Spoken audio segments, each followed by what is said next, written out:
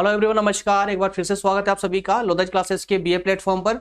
दोस्तों, आज के सेशन में लेक्चर नंबर 9 में भारतीय राजनीतिक विचारक वाले सेशन के अंतर्गत आज हम एक और पर्सनालिटी पर चर्चा करने जा रहे हैं, महात्मा गांधी पर। ठीक है ना दोस्तों। इससे पहले हमने जो है 8 लेक्चर कंप्लीट कर चुके हैं, स्वामी विवेकानंद तक हमारा डिस्कस हो चुका है इस सीरीज में, जो कि आप अच्छे से जानते हैं कि बीए फर्स्ट ईयर के अंतर्गत दोस्तों भारतीय राजनीतिक विचारक वाले इस सेशन में हम इसको 2 पार्ट में कंप्लीट करेंगे। पहले पार्ट में हम 100 टाइप के क्वेश्चन आंसर के द्वारा हम इन टॉपिकों को समझेंगे, जिससे कि हमें पूरे सब्जेक्ट की एक मोटी मोटी सी जानकारी हो जाए।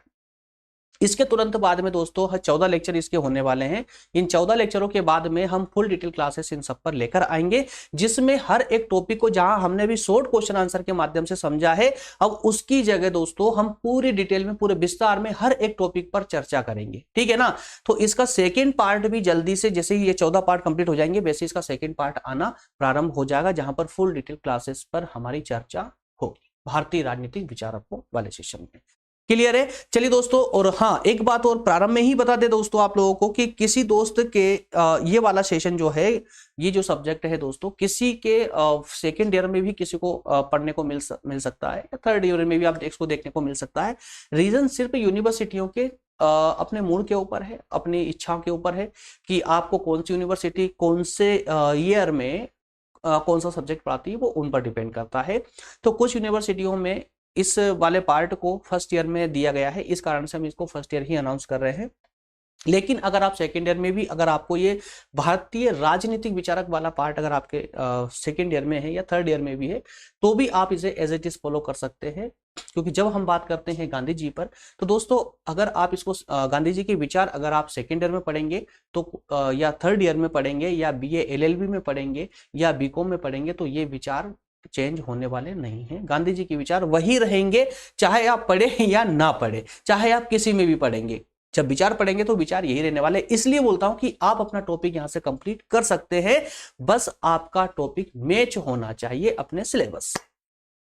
क्लियर है। और वैसे भी यार, जो आप पुस्तक नहीं लेते हो, जो भी सीरीज वगैरह पुस्तक लेते हो, तो वहां पर भी नीचे स्पष्ट लिखा होता है कि पहले इस सीरीज का सारा जो हमारा पाठ्यक्रम है उसे अपने विश्वविद्यालय के पाठ्यक्रम से मिला ले, है ना, मैच कर लीजिए, जो मैच होता है उसी को पढ़िए, वही मान्य होगा।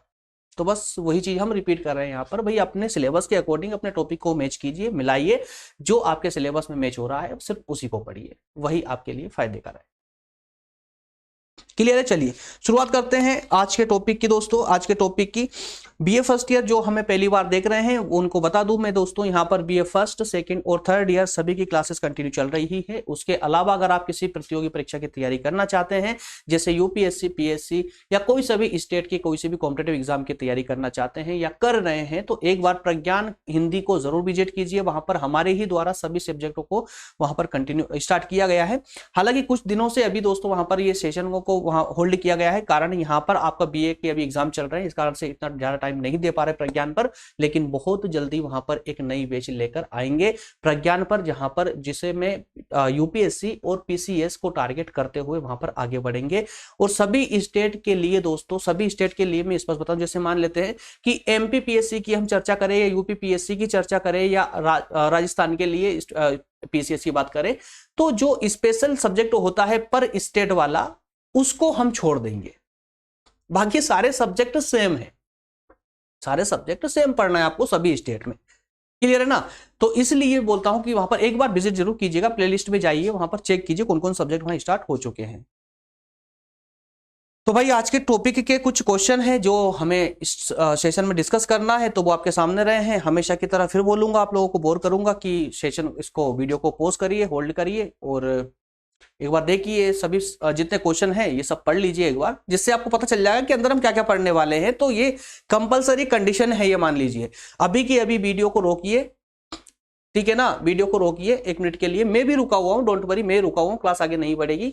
पहले इनको पढ़िए अच्छे से, सभी 15 प्रश्नों को पढ़ लीजिए। हाँ, जो लाइव चल रहे हैं वो एक बार इसको इग्नोर कर सकते हैं, लेकिन मैं रिकॉर्डेड वालों के लिए बोल रहा हूं, जो लाइव के बाद में सेशन को देख रहे हैं वो वीडियो को रोक करके क्वेश्चन आंसर पढ़ सकते हैं। ठीक है, जो लाइव देख रहे हैं चलते रहिए, है ना। बाकी तो फिर मैं आपको पीडीएफ प्रोवाइड करता ही हूँ। चलिए इसका सेकंड पेज में मैं ओपन कर देता हूँ दोस्तों। कुल मिलाकर हम यहाँ पर 26 क्वेश्चनों पर बात करेंगे। आज के सेशन में 26 क्वेश्चनों के माध्यम से आपके एग्जाम से संबंधित कुछ महत्वपूर्ण तथ्यों पर हमारी यहाँ चर्चा होगी, कुछ महत्वपूर्ण प्रश्नों पर चर्चा होगी उनके उत्तरों के साथ में। चलिए शुरुआत करते हैं। देखिए चोरा चोरी वाला बहुत उसको ज्यादा जल्दी थी इसलिए पहले ही ओपन हो चुका है। पहला प्रश्न है आपका, गांधी जी का जन्म कब कहां हुआ था, पूरा नाम क्या था? तो ये तो आप सभी जानते ही हैं भाई, 2 अक्टूबर को नहीं जानता है। 2 अक्टूबर 1869 को भाई ये गुजरात के थे, है ना। तो पोरबंदर नामक स्थान पर इनका जो है जन्म हुआ था 2 अक्टूबर 1869 में। क्लियर है। इनके पिता का नाम जो है करमचंद गांधी था, इसी कारण से इनका पूरा नाम जो है दोस्तों मोहनदास करमचंद गांधी पड़ा। क्लियर है। अच्छा, माता का नाम पुतलीबाई, ठीक है ना। चलिए आगे बढ़ते हैं। गांधी का हिजरत का विचार क्या था? गांधी का हिजरत का विचार क्या था दोस्तों? इस देखिए अब डिस्कस क्या करना है हमें, ये क्यों लेकर आए हैं, क्या विशेषता है सेशन की, वही समझाता हूं मैं आपको। अब देखिए क्या लिखा हुआ है, हिजरत। अब किताब में पढ़ेंगे आप लोग कंफ्यूज होंगे, फिर बोलेंगे सर को समझ ही नहीं आता है भाई ये हिजरत क्या है। तो एक प्रकार से ये हिजरत मतलब है दोस्तों प्रव्रजन। क्या है? प्रव्रजन। अब प्रव्रजन का मतलब क्या होता है? अपने स्थायी निवास को छोड़कर जाना, ये प्रव्रजन होता है। तो हिजरत का मतलब भी यही होता है। हिजरत गांधी जी के अनुसार जो हिजरत है, हिजरत एक ऐसी प्रक्रिया है जिसमें व्यक्ति अपना स्थायी निवास छोड़कर कहीं दूसरी जगह चला जाता है। लेकिन इसका जो कारण होता है, एक स्थान छोड़कर दूसरी जगह जाने का जो कारण होता है वो होता है कि वहां पर किसी के द्वारा उस पर अत्याचार किया जाना और उस अत्याचार से अपने स्वयं की, अपने आत्मसम्मान की रक्षा नहीं कर पाना, जिस कारण से उसको यहाँ अपना स्थायी निवास छोड़कर कहीं और जाना पड़े, उसी को यहाँ पर हिजरत या प्रव्रजन बोला गया है। क्लियर है। चलिए इस प्रकार से शॉर्ट में समझते हुए चले दोस्तों। चोरा चोरी, चोरी चोरा किस लिए प्रसिद्ध है सभी जानते हैं यार। असहयोग आंदोलन छेड़ा था गांधी जी ने, बहुत प्रबल रूप से चल रहा था, बहुत भयानक रूप से चल रहा था। लेकिन अचानक से चोरा चोरी नामक स्थान पर, ये गांव पे जो है आंदोलनकारियों ने हमला कर दिया पुलिस चौकी पर, है ना, जिंदा जला दिया, वहां पे पूरी पुलिस स्टेशन को जला दिया गया था। तो इस हिंसात्मक घटना को देखते हुए ही गांधी जी ने असहयोग आंदोलन को तुरंत बंद करने के ऑर्डर दे दिए, आदेश दे दिया और तुरंत उसको बंद कर दिया। अब जैसे ही वो आंदोलन बंद हुआ तो जनता फिर से भड़क उठी थी कि गांधी जी ऐसा कैसे कर सकते हैं। तो दोस्तों बहुत सारा बवाल हुआ था उस समय में, है ना, असहयोग आंदोलन के समय में जब ये, तो इसी कारण से इस घटना को जो है चोरी चोरा नामक घटना के नाम से इसे जाना जाता है तब से ही। क्लियर है। देखिए शॉर्ट में क्वेश्चन वाइज में आपको आंसर समझाते हुए चल रहा हूं। नेक्स्ट सेशन में आपको बता ही चुका हूं ना कि पूरा डिटेल में होगा, पूरा डिटेल में होगा, जिसमें एक एक बारीकी से बात करेंगे। गांधी जी वाला टॉपिक है ना, तो गांधी जी के कभी बाल थे या नहीं थे, तब से लेकर के नाथूराम गोडसे की आखिरी गोली तक भी बात करेंगे हम उनकी, ठीक है ना। तो डोंट वरी, बिल्कुल निश्चिंत होकर के। अभी हमें सिर्फ एग्जाम के पॉइंट ऑफ व्यू से कुछ प्रश्नों पर फोकस करना है जिसमें हम एग्जाम में कुछ लिख तो पाए। ज्ञानी तो मैं आपको बाद में बना दूंगा, फुल डिटेल क्लासेस में मैं आपको इतना भर दूंगा आपके अंदर कि एक टॉपिक लेकर आएंगे ना गांधी जी पे, तो गांधी जी के पूरी जन्म कुंडली आपको पता चल जाएगी। इस प्रकार से सारे लेक्चर पूरे फुल डिटेल में होंगे।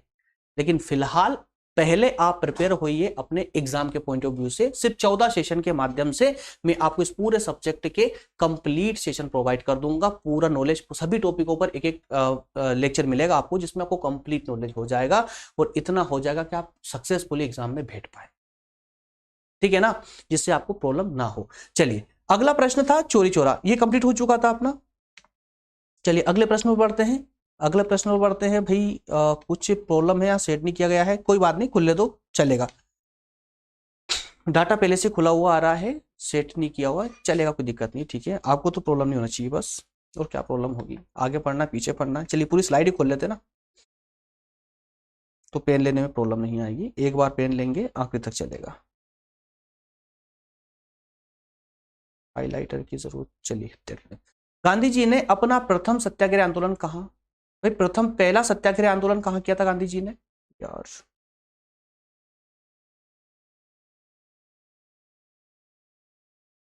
गांधी जी ने अपना पहला सत्याग्रह आंदोलन कहाँ किया था?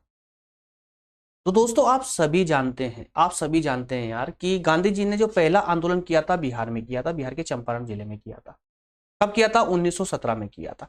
किसके लिए किया? यार गांधी जी जैसे ही साउथ अफ्रीका से आए थे ना, आने के बाद इनका पहला ही आंदोलन था ये सत्याग्रह आंदोलन, पहला आंदोलन था। और पहला आंदोलन का जो बिहार में, ये चंपारण जिले में, वहां पर किसानों पर ब्रिटिश सरकार के द्वारा उनको मजबूर किया जाता था। जो एजेंट लोग थे ना ब्रिटिश सरकार के, वो मजबूर करते थे कि नहीं, आप जो है जो उनको बोला गया बस वही फसल उगाने के लिए मजबूर किया जाता था, जबरदस्ती नकदी फसलें उगवाई जाती थी उनसे। तो इस कारण से उनमें वहां के किसानों में बहुत ही बड़े स्तर पर भूखमरी आ गई थी। क्योंकि भाई खाना है अनाज, वो खाने का अनाज आप लोग उगाएंगे नहीं, आपसे नकदी फसलें करवाई जा रही है, तो बताइए फिर वो खाएंगे क्या, है ना। तो ऐसी परिस्थिति उत्पन्न हो चुकी थी कि वहां किसान किसी भी प्रकार से सहमत नहीं था कि हम जो है ये फसल नहीं उगाएंगे, लेकिन उनको मजबूर किया जाता था अफीम वगैरह उगाने के लिए, और वो मना करते। तो इस कारण से ये अत्याचार गांधी जी ने देखा, समझा इसको। तो इसलिए पहली बार जो इन्होंने ट्रायल किया था, पहला सत्याग्रह इन्होंने छेड़ा था, ये 1917 में दोस्तों यहीं पर बिहार के चंपारण जिले में किसानों के हितों की रक्षा करने के लिए छेड़ा था। क्लियर है? सत्याग्रह का अर्थ क्या है? देखिए अगला क्वेश्चन, सत्याग्रह का अर्थ क्या है? तो दोस्तों सत्याग्रह का मतलब क्या हुआ? देखिए ये दो शब्दों से मिलकर बना हुआ ना, इसको अलग अलग कर दीजिए। देखो सत्याग्रह में से सत्य को अलग निकाल लीजिए कि हमने ये सत्य निकाल लिया। क्लियर है? तो अब क्या बचता है? ये दिख रहा है ना, ग्रह जैसा दिख रहा है, और आगे क्या है? तो आग्रह, ठीक है, संधि विच्छेद कर दिया सत्याग्रह का। तो सत्य धन आग्रह, मतलब दो शब्दों से मिलकर बना हुआ है, सत्य से और आग्रह से। तो सत्य का मतलब क्या होता है? यहां पर सत्य क्या मतलब होता है दोस्तों? हमेशा याद रखिएगा, न्याय। क्या होता है सत्य का अर्थ? न्याय। हर प्रत्येक क्षेत्र में व्यक्ति को न्याय प्रदान करना ही तो सत्य है। और आग्रह का मतलब होता है दोस्तों डिमांड करना, मांग करना। तो न्याय की मांग करना ही क्या हो जाता है? सत्याग्रह। तो सत्याग्रह के माध्यम से, सत्याग्रह के माध्यम से न्याय की मांग करना, न्याय की मांग करना। लेकिन वो न्याय की मांग किस प्रकार से? सत्य पर अड़े रहते हुए, सत्य पर अड़े रहते हुए असत्य या बुराई का प्रतिरोध करना, विरोध करना, सत्य पर अड़े रहते हुए, है ना। चोरी चोरा नामक घटना क्यों हुई थी? क्योंकि वहां पर हिंसात्मक घटना हो चुकी थी, इसलिए गांधी जी ने अपने प्रयोग बंद कर दी थी। जबकि गांधी जी के जितने भी प्रयोग रहे हैं, जितने भी कार्य रहे हैं, पूरे अहिंसात्मक रहे हैं, सत्य पर अड़े हुए रहे हैं। इसीलिए गांधी जी हमेशा कहते थे कि साध्य तो उत्तम होना ही होना चाहिए, परंतु उस साध्य को प्राप्त करने के लिए साधन भी हमेशा पवित्र होना चाहिए। क्लियर है? चलिए अगला प्रश्न है, गांधी जी द्वारा प्रतिपादित बुनियादी शिक्षा। बुनियादी शिक्षा, तो गांधी जी ने दोस्तों एक ऐसी शिक्षा व्यवस्था की रचना की, एक ऐसी शिक्षा व्यवस्था की स्थापना किया, प्रतिपादित किया। उन्होंने बताया कि एक ऐसी शिक्षा व्यवस्था होना चाहिए जो व्यक्ति को स्वावलंबी बना सके, जो व्यक्ति को स्वावलंबी बना सके। वो अपने जीविकापार्जन अर्थात अपने जीवन जीने के लिए आवश्यक वस्तुओं का कलेक्ट कर पाए, या उस तक अपना जीवन यापन जीने के लिए अपने आप को इतना सक्षम बना पाए उस शिक्षा व्यवस्था के कारण कि किसी और पर उसे निर्भर ना होना पड़े। इसके अलावा दस्तकारी शिक्षा दी जाए, मातृभाषा पर वो शिक्षा आधारित हो, दस्तकारी अर्थात औद्योगिक शिक्षाएं दी जानी चाहिए, और मातृभाषा में वो शिक्षाएं दी जानी चाहिए, ना कि अंग्रेजी भाषा में। तो इस प्रकार से गांधी जी ने इसी शिक्षा व्यवस्था को बुनियादी शिक्षा का नाम दिया था। कुल मिलाकर के एक ऐसी शिक्षा व्यवस्था हो जो आज भी नहीं है हमारे पास में, एक ऐसी शिक्षा व्यवस्था होना चाहिए भारत में जो अपनी राष्ट्रीय भाषा पर आधारित हो, पहली कंडीशन। दूसरी कंडीशन ये कि उसमें औद्योगिक प्रकार की शिक्षा भी दी जानी चाहिए। तीसरी बात, एक ऐसी शिक्षा व्यवस्था हो या ऐसी शिक्षा बच्चों को दी जाए जिससे वो स्वावलंबी बने, आत्मनिर्भर बने और उसके गुणों का विकास हो, और साथ ही साथ वो शिक्षा व्यवस्था में इतनी तो कम से कम दम होना चाहिए कि वो अपने जीवन जीने के लिए आवश्यक वस्तु, मतलब अपना जीवन स्तर इतना तो बना के रख पाए कि वो अपने सम्मान पूर्वक अपना जीवन जी सके। क्लियर है ना? तो उसी अगर इस प्रकार की शिक्षा व्यवस्था होगी तो वो बुनियादी शिक्षा होगी। लेकिन आज हमारी शिक्षा व्यवस्था सिर्फ बुनियादी नाम की रह गई है, जब बुनियादी जैसे इस प्रकार के कोई लक्षण दिखाई नहीं देते हैं, है ना। अब इसके लिए किसी एक व्यक्ति को तो दोषी करार दे नहीं सकते कि एक ही व्यक्ति इसके लिए दोषी है, ठीक है ना। चलिए अगला प्रश्न देख लेते हैं दोस्तों। आगे फिर 3 प्रश्न आ चुके हैं हमारे सामने। पूना एक्ट क्या था? अब ये पूना एक्ट क्या था? पेन ले ले, 1 मिनट। इनको ना समझते हुए चलिए, पढ़ तो आप भी लोग लेंगे, बस समझते हुए चले, इजी भाषा में थोड़ा सा इसको डिस्कस करते हुए चलेंगे तो ये क्वेश्चन आपको परमानेंटली याद हो जाएंगे। चलिए पूना एक्ट क्या था? पूना एक्ट कुछ नहीं दोस्तों, सिर्फ 1932 की कहानी है पूना की। 1932 में पूना में जो कांग्रेस थी, जो स्वतंत्रता की मांग कर रही थी, कांग्रेस का एक अधिवेशन बैठा था, एक सम्मेलन हुआ था पूना में, कब 1932 में। और उस सम्मेलन में ही दोस्तों ये डिसाइड किया गया था, उस सम्मेलन में ये डिसाइड किया गया था कि की जो पृथक निर्वाचन प्रणाली, इसको अच्छे से समझिए कि एक सम्मेलन हुआ, सम्मेलन से पहले से ही अंबेडकर साहब को तो आप जानते ही, डॉक्टर भीमराव अंबेडकर। तो दोस्तों जैसा कि आप जानते हैं कि अंबेडकर साहब जो है हमेशा दलितों के नेता रहे हैं, दलितों के नेता थे। उनके अच्छे के लिए कहें कि उनके उद्धार के लिए, उनके विकास के लिए, दलितों के उद्धार के लिए हमेशा वो प्रयासरत रहते थे, हमेशा प्रयास करते थे। तो इसी बात को लेकर के उनकी मांग थी ब्रिटिश सरकार से मांग थी। देखिए कांग्रेस बोलती थी कि भाई आइए आप हमारे साथ जुड़ जाइए और हम साथ एक साथ मिलकर के हम मांग करते हैं ब्रिटिश सरकार से। तो अंबेडकर बोलते थे कि मैं हो तो जाऊंगा लेकिन मेरी जो मांग है उसे आपको एक्सेप्ट करनी होगी। तो उन्होंने कहा ठीक है चलिए भेट जाते हैं, आइए। तो उन्होंने क्या किया, काम कीजिए अंबेडकर साहब आप पूना में जाइए। तो कांग्रेस ने इनको भी पूना में बुला लिया और सभी जितने बड़े बड़े नेता थे सबको पूना में बुला लिया। इस प्रकार से पूना में एक सम्मेलन होता है सभी बड़े बड़े नेताओं का, सिर्फ भारतीय नेताओं का। अब उस सम्मेलन में अंबेडकर साहब से पूछा जाता है कि भाई बताइए क्या इच्छा है आपकी, क्या चाहते हैं आप। तो अंबेडकर साहब ने बोला है कि मुझे जो है, मेरे जो दलित भाई लोग हैं उनके लिए मुझे पृथक निर्वाचन प्रणाली चाहिए, मतलब अलग से निर्वाचन चाहिए, उनके लिए अलग से वोट डालेंगे। ठीक है ना, कि जैसे इंडिया में जो हमारे वोटिंग सिस्टम है उसमें से अलग से दलित लोग अलग से वोट डालेंगे। तो उसमें इस प्रकार की प्रणाली पर कांग्रेस के नेताओं ने इस चीज का विरोध किया। उन्होंने कहा कि नहीं आप गलत कर रहे हैं, कि अगर दलितों के लिए या किसी के लिए भी अगर आप अलग से निर्वाचन पद्धति को लागू करवा देंगे तो उसमें समाज में बिखराव आ जाएगा, समाज दो हिस्से में टूट जाएगा। तो इसके स्थान पर कांग्रेस के कुछ बड़े नेताओं ने उनको सहमत किया, इस बात पे सहमत किया। उन्होंने कहा कि पृथक निर्वाचन प्रणाली को आप छोड़िए, उसको हम लागू नहीं कर सकते, यह हमारे देश के लिए ही घातक होगी, बल्कि इसके स्थान पर हम एक काम करते हैं कि एक रिजर्वेशन सिस्टम लागू कर देते हैं। जो भी दलित वर्ग के लोग हैं उनके लिए एक रिजर्वेशन प्रणाली लागू कर देते हैं। उस रिजर्वेशन के आधार पर ही जो है उनका सामाजिक विकास और सामाजिक, आर्थिक और राजनीतिक तीनों प्रकार के विकास इजीली हो जाएंगे, मतलब आरक्षण। ठीक है ना। तो यह आरक्षण व्यवस्था की जो शुरुआत हुई थी वो उसी 1932 के पूना सम्मेलन से हुई थी। तो इसी को दोस्तों यहां पूना एक्ट के नाम से जाना गया है। क्लियर है, ये पूना एक्ट के नाम से इसी को जाना गया है। चलिए अगला प्रश्न है, धर्म व राजनीति पर गांधी जी के विचार। यार देखिए एक बात मैं आपको स्पष्ट बता दूं, गांधी जी के हम भले ही राजनीतिक विचार पढ़ रहे हैं लेकिन एक बात याद रखिएगा, गांधी जी कोई शुद्ध या प्योर सिर्फ राजनीतिज्ञ नहीं थे, जैसे प्लेटो और अरस्तु ये हुआ करते थे। तो ऐसे कोई ये राजनीतिज्ञ नहीं थे, बल्कि ये एक ऐसे नेता थे जो राष्ट्र निर्माण में विश्वास रखते थे, समाज के विकास में विश्वास रखते थे। ये कोई शुद्ध राजनीतिज्ञ नहीं थे जिन्होंने सिर्फ राजनीति पर ही विचार दिए, बाकी किसी से कोई मतलब, बल्कि इन्होंने तो राष्ट्र का निर्माण किया है। वर्तमान भारत इन्हीं की देन है, इसीलिए ये राष्ट्रपिता के नाम से जाने जाते हैं, है ना। तो अब देखिए, अब चूंकि ये शुद्ध राजनीतिज्ञ नहीं थे लेकिन इन्होंने कुछ राजनीतिक विचार अवश्य दिए हैं। तो सिर्फ कुछ राजनीतिक विचार भी दिए हैं तो कुछ धार्मिक विचार भी दिए हैं, कुछ आर्थिक, सामाजिक, हर एक क्षेत्र में इनके अपने विचार थे। ठीक है ना। तो इसलिए जो इनका राजनीतिक दर्शन था वो धर्म से जुड़ा हुआ था, धर्म से पूरी तरह से प्रभावित था। इसीलिए इनकी राजनीति में नैतिकता देखने को मिलती है। गांधी जी के राजनीतिक विचारों में नैतिकता के पुट देखने को मिलते हैं। एक बार पढ़ लीजिए इसको। धर्म के संबंध में गांधी जी का दृष्टिकोण मौलिक और मानवतावादी था।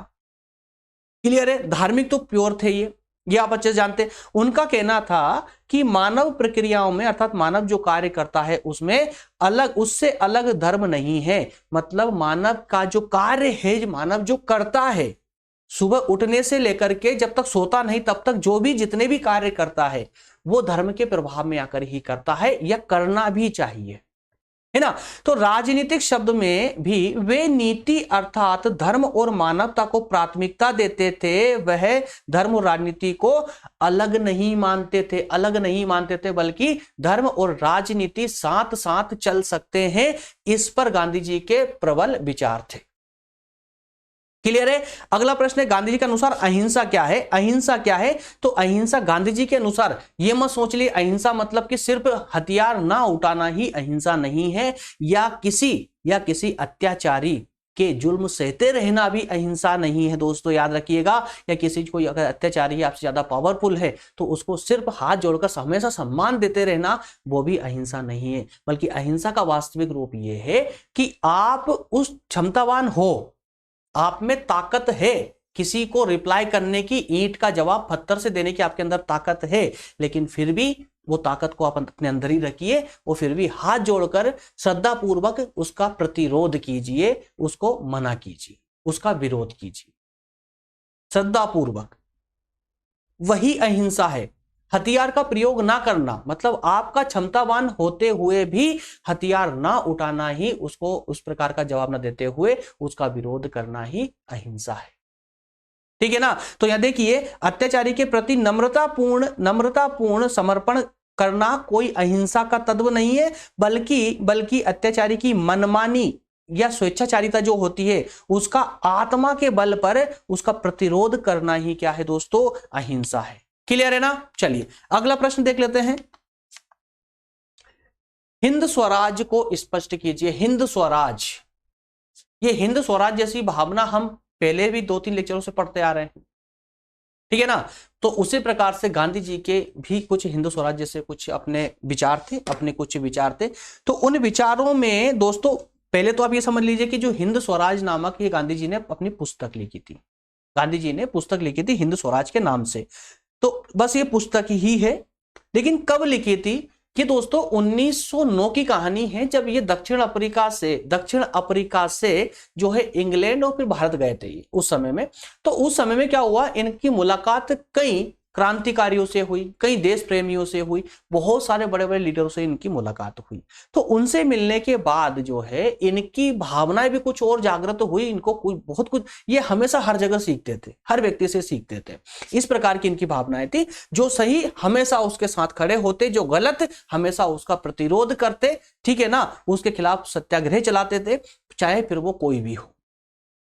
तो यही चीजें थी इनकी लाइफ में। तो जो हिंद स्वराज थे दोस्तों, ये उस समय इंग्लैंड से लौटते हुए ये जब जहाज में बैठे थे, तब इन्होंने काल्पनिक रूप से सिर्फ मस्तिष्क में सोचा कि इस प्रकार की एक पुस्तक की रचना होनी चाहिए, और वहीं से ही ये हिंद स्वराज नामक पुस्तक का जो है एक तरह से स्थापना ही हो गई थी, मान लीजिए। उन्होंने सोच लिया तो वो करते थे, है ना, जो सोचते थे वो करते थे, जो नहीं सोचते थे वो भी करते थे, ठीक है ना। तो देखिए 1909 में दक्षिण अफ्रीका में भारतीय लोगों के अधिकारों की रक्षा करने के लिए गांधी जी एक शिष्टमंडल सहित लंदन गए थे। एक शिष्टमंडल कुछ अपने साथियों को लेकर के वहां पर ये कहां गए थे? लंदन गए। वहां कई क्रांतिकारी, कई देश प्रेमी नवयुवक इनसे मिले। तो वहां पर बातचीत के आधार पर ये जब वापस लौटे, तो उस समय काल्पनिक संवाद के रूप में जहाज में उन्होंने एक हिंद स्वराज नामक पुस्तक की रचना कर मारी, ठीक है ना। तो वो हिंद स्वराज क्या है? एक पुस्तक है जो गांधी जी द्वारा रचित है। अगला प्रश्न है, साध्य व साधन पर इनका तो मान लीजिए जीवन ही आधारित था इस पर। बहुत बोला इन्होंने इस साध्य और साधन क्यों। साध्य और साधन वैसे तो आई थिंक आप समझते हैं, कल के लेक्चर में मैंने आप लोगों को थोड़ा सा हिंट दी थी साध्य और साधन पर, थोड़ी सी हिंट आज भी दे देता हूं, बाकी जो फुल डिटेल क्लासेस होगी तो उसमें तो आप पूरी तरह समझ ही जाओगे। साध्य का मतलब होता है कि आप अपना लक्ष्य, आप चाहते क्या है, क्या करना चाहते हैं, जो आपका लक्ष्य है वो साध्य है, और उस लक्ष्य को प्राप्त करने के लिए जिस साधन का प्रयोग करते हो ना, वही साधन है। तो इसलिए गांधी जी ने कहा था कि जो आपका लक्ष्य है ना वो शुद्ध होना चाहिए, अच्छा होना चाहिए। जैसे कि हमारा लक्ष्य है देश को स्वतंत्र करवाना, तो देश को स्वतंत्र करवाना हमारा लक्ष्य है अर्थात साध्य है, और हमारा साधन क्या होना चाहिए इस पर विशेष फोकस करना है। तो गांधी जी बोलते थे कि भाई देश की स्वतंत्रता प्राप्त करने के लिए अर्थात साध्य को प्राप्त करने के लिए जो हमारे साधन है वो साधन भी अहिंसात्मक होंगे, सत्य पर अड़िग होंगे, सत्य पर आधारित होंगे, है ना, जो भी हमारे साधन होंगे स्वतंत्रता प्राप्ति के। क्लियर है। तो वो साधन और साध्य दोनों का ही पवित्र और शुद्ध और सत्य पर अड़े हुए होना आवश्यक बताया था गांधी जी ने। क्लियर है। चलिए अगला प्रश्न है, यहां पर प्रश्न नंबर 12 है, गांधी जी के विचारों में सत्य को परिभाषित कीजिए। भाई सत्य क्या है? सत्य क्या है? तो देखिए गांधी जी के सत्य का तात्पर्य सत्य बोलना सिर्फ सत्य भाषण नहीं है, बल्कि वह तत्व है जिस पर सारा जीवन, उनका अस्तित्व, विकास दोनों आधारित हो। सर्वव्यापी सत्य के साक्षात्कार के लिए अहिंसा की साधना गांधी जी के लिए सत्य के समान है। कुल मिलाकर उन्होंने कहा कि अपना जीवन सिर्फ मुंह से सत्य बोलते रहना ही सत्य नहीं है, बल्कि सत्य के आधार पर, सत्य से आधारित आपका जीवन जो है आपके सत्य से प्रभावित होना चाहिए। सत्य के आधार पर आपका जीवन की प्रत्येक घटनाएं होनी चाहिए। आपकी पूरी प्रक्रिया जो सत्य की, जो आपके जीवन की प्रक्रिया है वो पूरी सत्य पर आधारित होनी चाहिए। और इस सत्यवादी प्रक्रिया को संचालित करने के लिए इसका सबसे महत्वपूर्ण जो पार्ट बताया था उन्होंने, अहिंसा की बात बोली थी कि अहिंसा का पालन कीजिए। अगर आप अहिंसा का पालन करते हैं तो आप जो है सत्य के मार्ग पर ही चलेंगे। क्लियर है? चलिए आगे बढ़े। प्रश्न नंबर 13, 14 और 15 एक साथ ओपन करते हैं, एक साथ पढ़ेंगे इन सभी को। रोटी के लिए श्रम, रोटी के लिए श्रम के गांधी के सिद्धांत को स्पष्ट कीजिए। इसको शॉर्ट में ऐसे समझिए दोस्तों, रोटी के लिए श्रम, रोटी मतलब कि जीविकोपार्जन, अपने जीवन यापन, ठीक है ना, जीवन यापन को यहां रोटी बोला गया है। तो जीवन यापन के लिए श्रम, तो यहां पर गांधी जी ने यह बोला है कि एक इंसान श्रम दो प्रकार से कर सकता है, दो आधार पर कर सकता है। एक अपने शारीरिक बल के द्वारा, एक अपने शारीरिक बल के द्वारा श्रम कर सकता है, और एक अपने बौद्धिक बल के माध्यम से श्रम कर सकता है। तो गांधी जी का कहने का अर्थ यह था कि आप अपना जीविकोपार्जन के लिए, अर्थात अपना जीवन यापन करने के लिए जो श्रम कर रहे हैं वो अपने हाथ पैरों से श्रम कीजिए, अर्थात अपने शरीर से श्रम कीजिए। इसलिए जो रोटी होती ना उसको हम पसीने की रोटी बोलते हैं, है ना, खून पसीने की नहीं। रोटी में खून लग जाएगा तो मजा नहीं आएगा, पसीना बस बहुत है ना, तो पसीने की रोटी, ठीक है ना। वही गांधी के विचार थे कि जो बौद्धिक क्षमता है आपकी, जो बौद्धिक शक्ति है ना, इसका प्रयोग लोगों का भला करने के लिए कीजिए। आप लोगों का अच्छा करने के लिए कीजिए, समाज का विकास करने के लिए कीजिए, राष्ट्र के उद्धार के लिए, विकास के लिए, उन्नति के लिए कीजिए। तो दो प्रकार से आप श्रम करेंगे, शारीरिक श्रम अपने खुद के लिए और बौद्धिक श्रम लोगों का या समाज का विकास करने के लिए। बस इतनी सी बात, ठीक है। बाकी पढ़ लीजिएगा तो आपको ये इजीली समझ जाएगा। बुनियादी लोकतंत्र की अवधारणा इन्होंने ही दी थी, गांधी जी ने ही। अगला, गांधी जी के ट्रस्टीशिप न्यासीता की अवधारणा। न्यासीता की अवधारणा मतलब कुछ नहीं है, पूंजीपति के पास एक न्यास, मतलब जो ट्रस्टीशिप होती है ना, उसमें जो धन जो होता है वो पूंजीपति के पास में एक न्यास के रूप में रहता है, और ये जो न्यास रूपी जो धन होता है ये लोक कल्याण या समाज कल्याण में प्रयोग होता है। बस इसी का विचार था छोटा सा, है ना। अगला प्रश्न है, गांधी जी का सापेक्ष सत्य क्या है? सापेक्ष सत्य क्या है? सापेक्ष सत्य मतलब कुछ भी नहीं है, आत्मा की आवाज। जैसे कि आप बीए कर रहे हैं, चले बीए की हम बात नहीं करते हैं, हम मान लेते हैं कि आप आगे चलकर यूपीएससी करने वाले हैं, या ना यूपीएससी में कोई सा कुछ भी मान लीजिए, चलो हम बीए की बात कर लेते हैं कि आप बीए करने वाले, बीए जो अभी कर रहे हैं आप लोग, तो दो कारण से, एक हो सकता है आपकी खुद की इच्छा हुई हो, और दूसरा आप पर दबाव बनाया गया, है ना, या आपके पास कुछ करने का था नहीं तो चलो बीए कर लेते हैं उठ करके। जो आपके अंदर से आवाज आई, कुछ बच्चे हैं इसमें से जो अपनी इच्छा से, पूरी इच्छा से, उसके पास और भी ऑप्शन थे कुछ भी करने के, लेकिन उसके बाद भी बीए कर रहे हैं अपने गोल को अचीव करने के लिए। तो जो अंदर से आवाज की नहीं यार मुझे यही करना है ना, तो वही क्या है, वही तो है ये सापेक्ष सत्य। सापेक्ष सत्य अर्थात ईश्वर की आवाज, और ईश्वर की आवाज हम किसको बोलते हैं? अपनी आत्मा की आवाज को, है ना। वही ईश्वर की आवाज है और वही सापेक्ष सत्य है। चलिए आगे बढ़ते हैं फिर। सत्य ईश्वर है, स्पष्ट कीजिए। जी हाँ, सत्य ईश्वर है, क्योंकि सब कुछ सत्य पर टिका हुआ। गांधी जी के अनुसार सब कुछ सत्य पर ही टिका हुआ है। बाकी जड़ चेतन या सृष्टि, ये सब तो इसके कारण है सृष्टि के, है ना। तो मानवीय सिद्धांतों और नियमों का आधार कौन है? सत्य है। सत्य ही अंतःकरण की आवाज है। व्यक्ति का मौलिक जीवन सिर्फ और सिर्फ सत्य पर टिका हुआ है। इसी कारण से हम सत्य को ईश्वर बोल सकते हैं, कह सकते हैं। इसको आप पॉइंटों के माध्यम से भी लिख सकते हैं, 1 पॉइंट 2 पॉइंट 3 पॉइंट, इस प्रकार से। क्या कंफ्यूजन बोलिए। अगला प्रश्न है, भारत छोड़ो आंदोलन कब प्रारंभ हुआ था? उसमें गांधी जी ने जनता को क्या नारा दिया था? कुछ बताने की आवश्यकता है आप लोगों को, सभी जानते हैं भाई। 1942 में स्टार्ट हुआ, करो मरो का नारा दिया। और ये करो मरो का नारा तो दोस्तों आज आपके जीवन में भी लागू होता है ना। या तो करिए या मरिए, या तो ठीक से पढ़ लीजिए, अन्यथा जो आपके परंपरागत रूप से जो कार्य होता आया घर में वही करेंगे। वो शायद अब तो वो भी नहीं कर पाए आप लोग, बेरोजगारी की मार झेलनी पड़ेगी, है ना। और वैसे भी भारत में बेरोजगारी की कमी तो है नहीं है, शिक्षित बेरोजगारी तो बहुत हाई स्पीड से बढ़ती जा रही है ना। चलिए कोई बात नहीं। नमक कानून कहां तोड़ा गया था? दांडी नामक ग्राम में तोड़ा गया था। ये छोटी छोटी बातें हैं एग्जाम के आपके ऑब्जेक्टिव क्वेश्चनों के लिए। नेक्स्ट क्वेश्चन, गांधी जी ने अपने सिद्धांतों का प्रतिपादन किन पुस्तकों में किया था? तो यहाँ पर आपको गांधी जी की कुछ पुस्तकों के नाम देखने को मिलेंगे।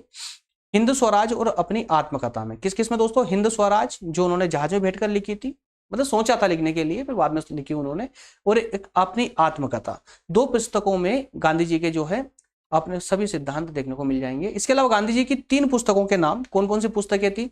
हिंदू स्वराज जानते हैं आप लोग, सत्य के साथ मेरे प्रयोग, और लास्ट में सत्याग्रह। 3 पुस्तकें उनकी थी, नाम याद कर लीजिए आप लोग। गांधी जी ने अहिंसा की कितनी अवस्थाएं बताई है? अहिंसा के अवस्थाएं किस किस कितनी अवस्थाएं बताई? तो गांधी जी ने जो है विशेष करके 3 अवस्थाएं बताई है। कौन कौन सी? जागृत अहिंसा, जागृत अहिंसा, औचित्यपूर्ण अहिंसा और भीरुओं की अहिंसा। तो दोस्तों भीरुओं की देखिए, जागृत अहिंसा अलग है, औचित्यपूर्ण अहिंसा अलग है, और भीरुओं की अहिंसा अलग है। ये तीनों अहिंसाओं में बहुत ज्यादा डिफरेंस है, और ये फुल डिटेल क्लासेस में हम इस पर पूरी तरह से डिस्कस करने वाले हैं, है ना। जागृत अहिंसा, जागृत अहिंसा मतलब जिसमें आप अहिंसा अपने मन से कर रहे हैं, अपने मन से कर रहे हैं, शक्तिशाली होते हुए भी आप अपने मन से जो है इस प्रकार की अहिंसा करते हैं, है ना, अहिंसा कर रहे हैं। औचित्यपूर्ण अहिंसा, जहां पर जो है लोग जो है अपने मन से शक्तिशाली ना होते हुए भी जो है मन से जब यहाँ पर अहिंसा करने के लिए, जब इसको जो कहा था ना अभी, सद्भाव अंतःकरण की आवाज, है ना। और इसके अलावा भीरुओं की अहिंसा। अब इसमें भी कभी क्या हो जाता है कि जैसे कोई एक निर्बल व्यक्ति हो, मान लेते हैं एग्जांपल है कि निर्बल व्यक्ति है जिसमें इतनी क्षमता नहीं, इसमें ताकत नहीं है कि किसी का वो सामना कर पाए। अब वहां पर कोई एक ताकतवर व्यक्ति आकर के उसमें थप्पड़ मार देता है।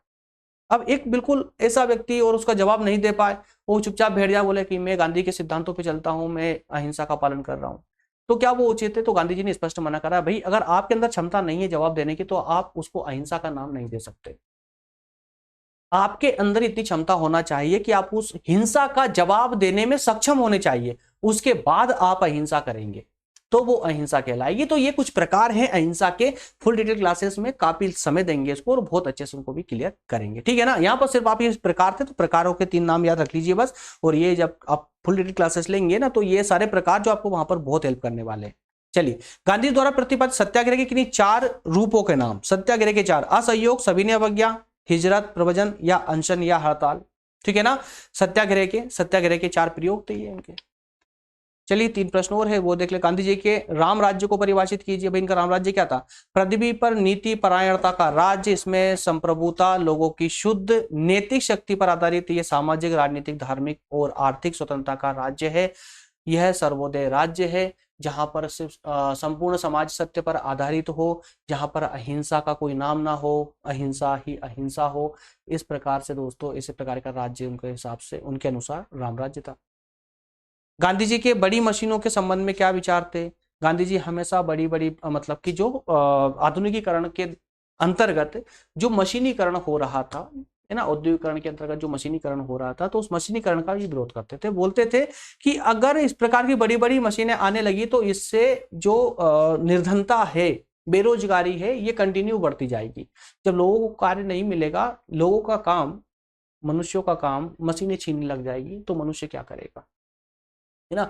जबकि 10 लोगों का काम एक अकेली मशीन कर देती है, तो फिर मनुष्य बेरोजगार होता जाएगा। इसी कारण से जो है गांधी जी ने हमेशा बड़ी बड़ी मशीनों का जो है विरोध किया है, उनको अभिशाप माना है। क्या माना है? अभिशाप माना है। इन मशीनों को गांधी जी ने अभिशाप माना है। क्लियर है?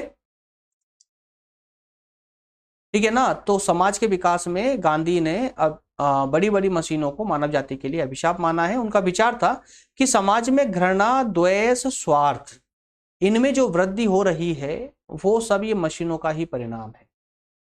क्लियर है? राजनीतिक चिंतन के क्षेत्र में गांधी जी की कोई 2 देन बताइए। राजनीतिक क्षेत्र में या राजनीतिक चिंतन में गांधी जी के कोई 2 देन बताइए। साध्य एवं साधन दोनों की श्रेष्ठता एवं पवित्रता को समान महत्व देना, छल कपट, ध्रुवता, भौतिकता से अनुप्रमाणित राजनीति को धर्म, सत्य, नैतिकता, आध्यात्मिक पर आधारित। बताइए दोस्तों इसमें अब क्या कंफ्यूजन बची है? 26 बातों पर हमने यहां पर डिस्कस किया। 26 में से 10 को आप माइनस भी कर दें, हटा भी दें, तो 16 तो हमने ऐसे टॉपिकों पर हमने चर्चा की है जिससे हमें कुछ ना कुछ सीखने को मिला है, देखने को मिला है। अब इतने ज्ञान के आधार पर भी अगर आप एग्जाम में जाकर बैठ जाते हैं तो आपके अंदर एक कॉन्फिडेंस रहेगा, हाँ कि सर मेरे कुछ पढ़ा है, मुझे कुछ याद है, मैं लिख कर आ सकता हूँ। जिनके अभी एग्जाम होने वाले हैं उनके लिए बता रहा हूँ।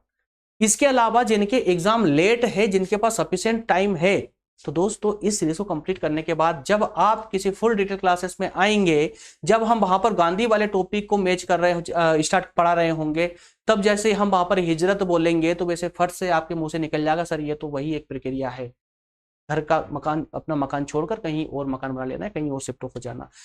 एक छोटी छोटी सी हिंट आपको याद रहेगी, आपको पता रहेगा कि हाँ ये हमने पढ़ा हुआ है, तो एक अलग ही कॉन्फिडेंस रहता है। हमेशा याद रखिए दोस्तों, जब आप कोई टॉपिक पढ़ रहे होते हैं ना, जब वहां पर आपको कोई चीज ऐसी मिल जाती है कि यार हाँ इसके बारे में मुझे पता है, तो पता है आपका इंटरेस्ट पढ़ने का डबल हो जाता है, उस चीज को सीखने का जो इंटरेस्ट रहता है ना वो डबल हो जाता है। किसी सब्जेक्ट में किसी टॉपिक को पढ़ते वक्त जब आप बोर होते हो ना, तो बोर होने का रीजन ये रहता है कि उस पूरे टॉपिक में ऐसा कुछ था ही नहीं जो आपको पहले से पता था। लेकिन जब कुछ चीज आपको पहले से पता होती है तो वहां पर आपका जो कंसंट्रेशन होता है वो बढ़ जाता है, आपकी रुचि बढ़ने लगती है और आप उस टॉपिक को बहुत ही सतर्कता के साथ में सीखने का प्रयास करने लगते हैं। आपके पूरे दिमाग है ना पूरा एक्टिव हो जाता है उस समय। इसलिए उन सारी बातों को सोच समझने के बाद ही, हमने अपनी टीम से भी डिस्कस करने के बाद ही इस प्रकार की सीरीज आप लोगों के लिए स्टार्ट की थी, जिसमें अब कुछ ही सेशन और बचे हुए हैं, 14 टोटल सेशन होंगे सीरीज के। चलिए दोस्तों, मिलेंगे फिर नेक्स्ट सेशन में। अगला सेशन हमारा होने वाला है चाचा नेहरू पर, जवाहरलाल नेहरू पर, क्लियर है, जो कि हमारे प्रथम और बहुत ही दबंग प्रधानमंत्री रह चुके हैं। तो इन पर भी दोस्तों हमारा कुछ प्रश्नों के माध्यम से इनके व्यक्तित्व पर भी हम चर्चा करेंगे, क्लियर है। चलिए मिलेंगे नेक्स्ट सेशन में दोस्तों, धन्यवाद, थैंक यू। और हाँ, टेलीग्राम में हमेशा याद दिलाता हूं आप लोगों को, टेलीग्राम ज्वाइन नहीं किया है तो जल्दी से ज्वाइन कर लें। सभी नोट्स, सभी लिंक, सब टोटल अपडेट आपको वहीं पर मिलती है। लाइव सेशन की सभी इंफॉर्मेशन आपको ग्रुप में 2-3 घंटे पहले ही डाल दी जाती है, आपको इंडिकेट कर दिया जाता है कि कौन से क्लास कब लाइव होने वाली है। चलिए मिलेंगे नेक्स्ट सेशन में दोस्तों, धन्यवाद, थैंक यू।